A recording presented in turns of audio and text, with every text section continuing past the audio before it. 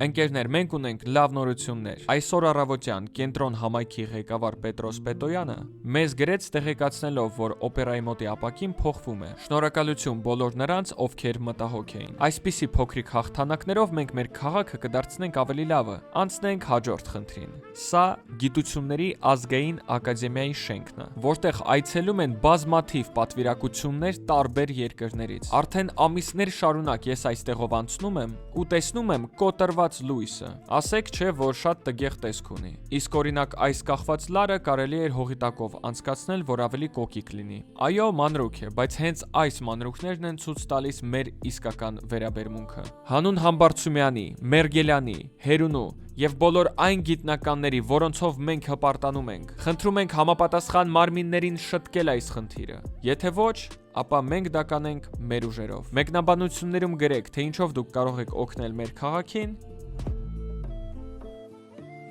եւ լայքը չմոռանաք, որ նյութը մաքսիմալ տարածվի։ Շնորհակալություն։